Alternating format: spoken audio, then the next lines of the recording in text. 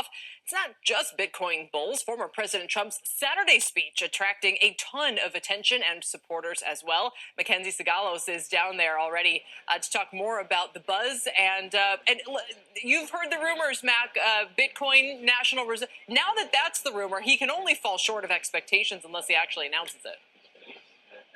I've been talking to a lot of people on the ground, some of whom say that they've been advising the Trump camp on what he might say on Saturday. What we do know, though, Kelly, is that 20,000 Bitcoin bulls are descending on Nashville for this flagship event of 2024. This year, the conversation is overwhelmingly about politics. You have tangible progress on Capitol Hill toward crypto regulation, including bills on market structure and stable coins. Washington is also here in force. Republican Senators Bill Hagerty from Tennessee and Cynthia Lummis from Wyoming, as well as Democratic Congressman Ro Khanna of California, are attending. And then there's former President Donald Trump and that keynote we were just talking about that's happening on Saturday. He's expected to lay out his vision for how he would treat crypto if he wins. Now, Trump has pivoted hard toward the sector in recent months, and it seems to be paying off. He's raised millions of dollars in donations from the crypto coalition. Some of those contributions have been directly in Bitcoin, and Trump is hoping to rake in more thanks to a fundraising event that he's holding in Nashville, where the top ticket is going for more than $800,000.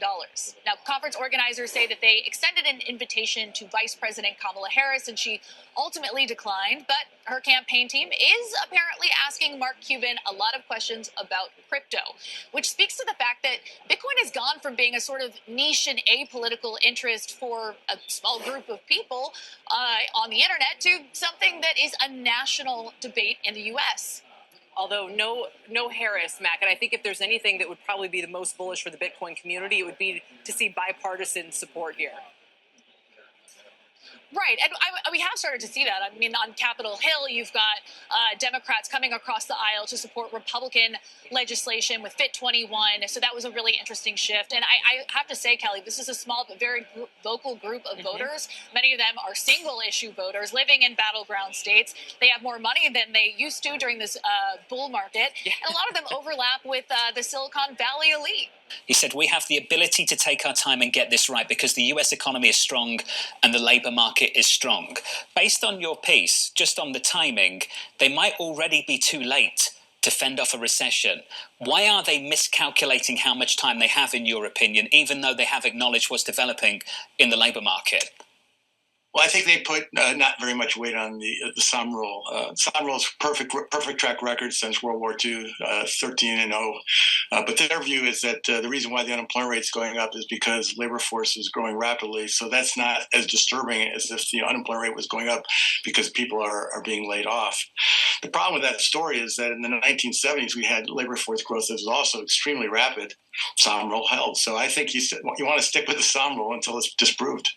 Tonight, we saw President Biden, one of the most consequential presidents in American history, who accomplished so much in the progress that we've discussed, to say the best way to have the progress go forward is to pass the torch to another generation. And that is what he did. California has issued an executive order for the removal of all homeless encampments. The order from Governor Gavin Newsom would direct state agencies on how to remove thousands of tents and makeshift shelters across the state. This makes it clear that any decision to remove encampments remains in the hand of local authorities, and it follows a recent Supreme Court ruling that allowed for that to happen. Welcome to the Crypto Teacher. And you know I come back with that video just to make you think. Don't forget to like and subscribe to the channel. And make sure you're joining the patrons. If you're not a part of the patrons, make sure you hit the Cash App. And make sure you go like and follow the TikTok. And spread this channel everywhere. And guys, we have Trump in the House tomorrow, right along with futures contracts ending. And because Trump is in the House, we should get a left because we know he's going to put us on the main stage. And then on the weekend, guys, we know we're the only game in town. But when it comes to Trump, we know he's going to say something big. And the mainstream media is going to run with it. And then, guys, we have the Fed in the House next week. And we know Trump has said several times, don't cut rates yet because then you're helping out the Democrats. but we know they're going to cut rates. Whether it's on the 31st or whether they wait till September, rates are definitely going to start being cut because we see the holes in the economy. The economy is breaking. And don't forget, we're paying over $1 trillion just to service the debt. And yes, you heard that correct. Remember, these central banks kept rates higher for longer to destroy this legacy market in order for the fourth industrial revolution to rise. This global economy, this legacy market is being destroyed so the machines and these digital currencies can rise. And all these distractions going on. The drums are beating. Trump, Biden, Kamala, cyber attacks, the Birdman. They're all distractions for this new digital economy. Remember, they have to keep the sheep distracted in order to implement the plan. So that's the reason why you feel like you're in a movie. And we had Biden go to the people and doesn't even give a reason on why he's stepping aside and then tells you that Kamala is going to be the presidential candidate for the Democrats without giving the people choices. Remember, if you're a Democrat, you're going to step aside because you know Biden is going to be running. Now Biden has stepped aside. Those Democratic candidates that wanted to run for president, they should be able to step up and run. But because it's short of a period of time, and this is how you know it's all planned, they just put Kamala up there, and the mainstream media is promoting her. Oh, she's raising all this money. She has so much support, and we know that's all lies. And again, because the sheep stay distracted, they're falling for it, which they should be demanding the right to vote for a Democratic candidate, and not the one Biden is telling you when they're acting like he has mental challenges. Guys, you can't make this stuff up. But then we have Gavin Newsom getting rid of the homeless right in time for Kamala run for president. But guys, the only thing I have to do is go to the book of Revelation and who's riding the beast. We already know Janet Yellen right now is riding the beast, but we know right now Kamala is riding the beast. Never forget, America is Babylon 2.0. If you don't know that, something's wrong with you. And like I stated, with all these distractions going on, we're seeing the rise of AI, these digital currencies. And we have Colin Kaepernick launching an AI startup for content creators. And don't forget, guys, if you have my NWO book, you know he was a chess piece and he definitely got paid. And remember, the Cryptoteacher told you. And we have OpenAI launching a search engine. And these AI tools, like these search engines, are learning from you. They're going to know you better than you know yourself. You can go on these social media platforms right now.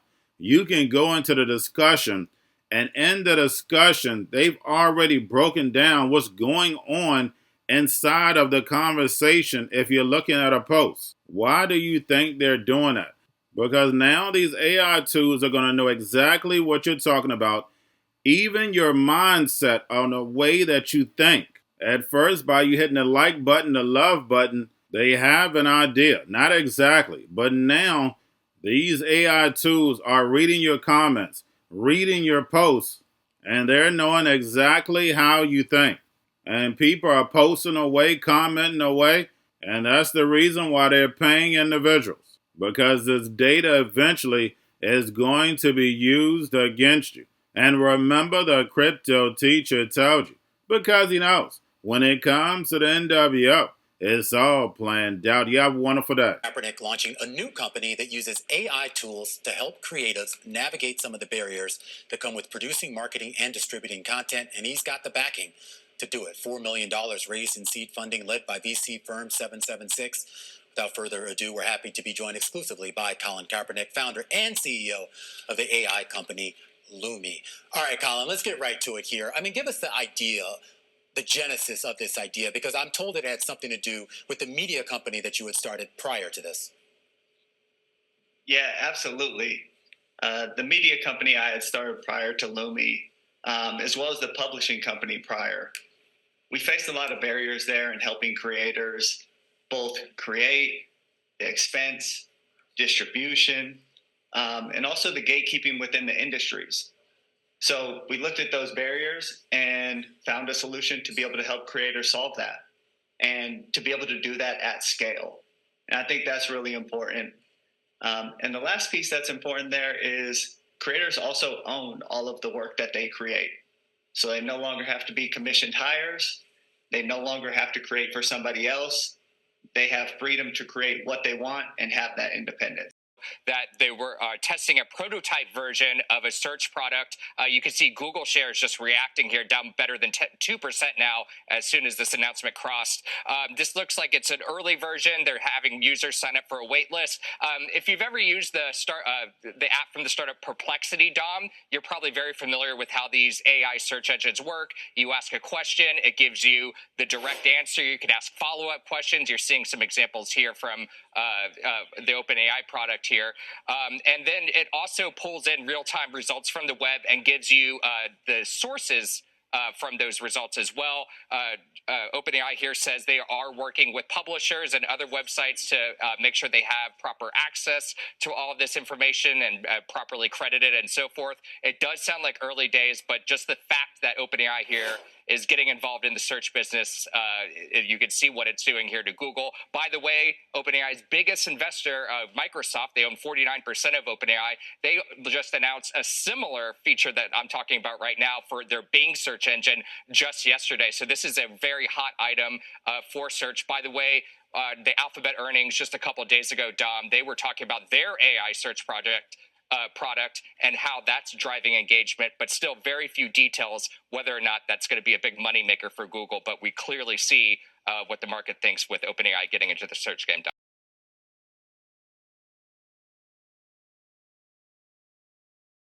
Going to a different economy, and we're going to be learning more about that as we go. But clearly, we're learning that things can be done from remote locations. We're learning that technology can replace people even more than we thought.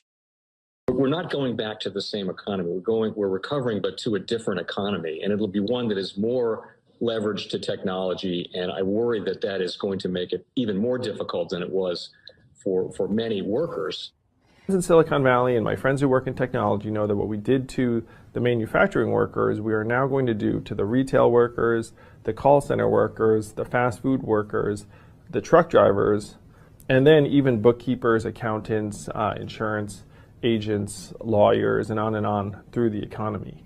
So what happened to the manufacturing workers is a very clear sign. And so we'll import Chinese-based CBDC technology. So it's going to be CBDC in a box provided to you by the People's Bank of China. But every stock, every bond, every currency, every commodity, every piece of art, every private business, every piece of real estate will eventually be a token on a blockchain, an entry on a ledger, permanent and immutable. We will have truth instead of trust, and we will save over $7 trillion a year. 6 to 8% of global GDP is wasted by the friction of the trust industry that's necessary when you have dual entry accounting. With triple entry accounting, which is what a blockchain is, we get rid of all of that friction. It's a beautiful future. Like what you see in China and their social credit scoring systems, right? If we get identity wrong, it could be a tool to enslave humanity. And if we get it right, it could be a tool to liberate humanity. And as an American, I'm obviously rooting for the one that's on the side of freedom. Bitcoin is an international asset. And also, I do believe the role of crypto is it's digitizing gold. I actually believe this technology is going to be very important. Look at it. We have been part of the huge revolution in investing through ETFs. We believe that ETFs will be changing the whole way we invest. Many people still use it as a means, people are investing it for indexing. No, the majority of people who are putting money in in ETFs are active investors that are buying exposure. The entire bond market is being transformed as we talk right now. I believe the next generation for markets, the next generation for securities will be tokenization of securities. And if we could have that distributed ledger that we know every beneficial owner every beneficial seller, we all have our code of who's buying, who's selling, instantaneous settlement. And think about it, it changes the whole ecosystem. Chinese bank ICBC has been hit by a ransomware attack, and the U.S. Treasury market, as a result of that, has been disrupted. This, according to the Financial Times. We're getting at more right now with Bloomberg's Shonali Bassick. Shonali, what do we know? Listen, we have the Financial Times now reporting that ICBC, one of China's largest banks here, was hit with a ransomware attack. And remember, they're a very significant intermediary in the Treasury market. The SIFMA has told its members that this has been part of the reason here that the system is kind of clogged up, if you will, during that auction that we saw a little bit before. The attack had prevented ICBC, according to the Financial Times, from settling Treasury trades on behalf of other market participants. A large executive at a major bank also telling the paper that such a large party on the fixed income clearing corp creates major concerns, potentially impacting the liquidity of Treasury markets. Now, it was not just a poor auction. It was absolutely lousy, and you know, when the dealers have to step in to save a Treasury auction, that's a rare occurrence. And Cryptoteacher and the new World Order book, plus the 3 kids books. It's time to re-educate. Also, new to cryptos, Coinbase, Bitrue, Binance. Do not forget book links and crypto links are in the description. The stock channel, guys. Don't forget to go like, subscribe, spread everywhere. You have your Kobo, your chip stocks, your banking, your gaming. While everybody's sitting at home, get on stocks, the Seaver, the biotech stocks. And while everybody's at home wishing, they were still getting that free money. What are they doing? Drinking and smoking weed. Don't forget about those stocks, and you have a wonderful day. The most powerful person in the world is the storyteller. The storyteller sets the vision, values, and agenda of an entire generation to come. Steve Jobs. And guys, you know I truly believe in this. When you look at the New World Order, they're the storytellers. And that's the reason why I wrote my New World Order book. But guys, now it's time to change the current generation. And I wrote 3 kids books. You know I love the Trinity because I understand the power that's in it. So I have 3 books. We have an opportunity to change the generation, to educate, not just me, but I want to show you that I take action on a daily basis. And I want you to take action on a daily basis. Whether it's your job, whether it's in your community, we have an opportunity right now to educate the masses. I posted this on my Twitter account. Please share, but this is a short clip of the 3 books. There's going to be a clothing line and action figures. Please get these books for your kids, nephews, cousins, friends, so therefore we can start the re-education now. Because as we see, the 4th Industrial Revolution foundation is definitely here. Robots, algorithms, drones, taking humanity out the picture. We have to re-educate. But let's get into the video. Part 1. King Joshua and Grandma Tam save the village. Part 2. King Joshua and Grandma Tam save New York from COVID 33. Part 3.